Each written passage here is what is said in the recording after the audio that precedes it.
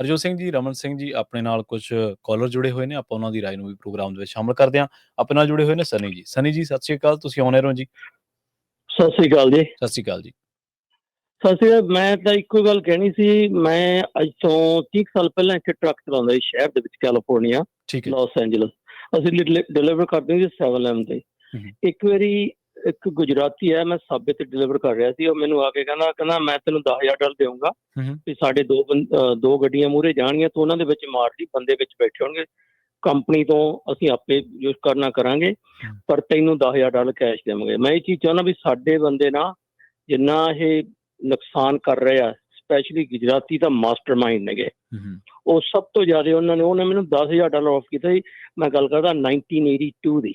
1982 ਆਹੀ ਗੱਲ ਕਹਿਣੀ। ਹਾਂਜੀ, ਹੁਣ ਦੇਖ ਲਓ ਅੱਜ ਕੱਲ ਕਿੰਨਾ ਹੁੰਦਾ ਵਾ। ਇਹ ਆਪਣੇ ਉਸ ਬੰਦੇ ਨੇ, ਮੈਂ ਜਾ ਕੇ ਉਹ ਬੰਦੇ ਨੇ ਗੱਲ ਕੀਤੀ, ਉਹ 2 ਮਹੀਨੇ ਮਗਰੋਂ ਫੜੇ ਗਏ। ਉਹ ਜਿਹਨਾਂ ਦੀ ਹੋਰ ਕਿਸੇ ਤੋਂ ਜੋ ਫੜੇ ਗਏ, ਮੈਂ ਉਹ ਜੋ ਟੀਵੀ ਤੇ ਨਿਊਜ਼ ਆਈ ਰਾਤ ਨੂੰ 9 ਵਜੇ ਨਿਊਜ਼ ਆਉਂਦੀ ਸੀ, ਮੈਂ ਉਹਦੀ ਘਰ ਵਾਲੀ ਨੂੰ ਕਿਹਾ, ਮੈਂ ਕਿਹਾ ਬੰਦਾ ਤੇ ਮੈਨੂੰ ਉੱਥੇ ਮਿਲਿਆ, ਮੈਨੂੰ ਕਹਿੰਦਾ ਕਹਿੰਦੀ ਮੈਂ ਤੈਨੂੰ ਪਹਿਲਾਂ ਕਿਹਾ ਸੀ, ਜਿਹੜਾ ਬੰਦਾ ਕਰਦਾ ਜਿਹੜਾ ਕਰਾਉਂਦਾ ਦੋਨੇ ਹੀ ਫਸਦੇ ਆ। ਯਾਨੀ ਇਹ ਜੋ ਕੁਛ ਵੀ ਹੋ ਰਿਹਾ ਟਰੱਕਾਂ ਵਾਲੇ ਨਾ, ਉਹ ਬਹੁਤ ਮੰਦਭਾਗੀ ਘਟਨਾ ਵਾ। ਜਿਹੜੇ ਲੋਕ ਵਿਚਾਰੇ ਇੱਕ ਸ਼ਰੀਫ ਲੋਕ ਕੰਮ ਕਰਦੇ ਆ, ਉਹਨਾਂ ਦਾ ਵੀ ਨੁਕਸਾਨ ਕਰ ਰਿਹਾ। ਜਿਹੜੇ ਮਤਲਬ ਇਹ ਨਹੀਂ ਕਹਿੰਦਾ ਵੀ ਨਵੇਂ ਮੁੰਡੇ ਆਉਂਦੇ ਆ, ਫੋਨ ਲਾਏ ਹੋਏ ਇਹਨਾਂ ਦੇ, ਰੋਡ ਦੇਖਦੇ ਨੀ ਗੇ, ਬਹੁਤ ਗਲਤ ਚਲਾ ਰਿਹਾ ਟਰੱਕ। 80-90 ਦੀ ਸਪੀਡ ਨਾਲ, ਪਿੱਛੇ ਮੁੜ ਕੇ ਨਹੀਂ ਦੇਖਣਾ।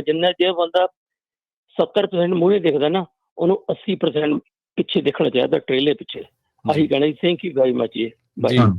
ਬਚ ਗਏ ਤੁਸੀਂ $10,000 ਦਾ ਜਿਹੜਾ ਉਹ ਨਹੀਂ ਲਾਲਚ ਲਿਆ ਤਾਂ।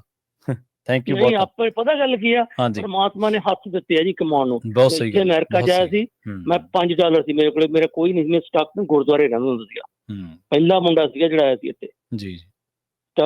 ਪਰ ਪਰਮਾਤਮਾ ਨੇ ਬਹੁਤ ਮਿਹਰ ਰੱਖੀ ਆ ਜੀ। ਧੰਨਵਾਦ ਤੁਹਾਡਾ, ਬਹੁਤ ਧੰਨਵਾਦ। ਓਕੇ, ਥੈਂਕ ਯੂ ਬਾਈ। ਸਤਿ ਸ਼੍ਰੀ ਅਕਾਲ।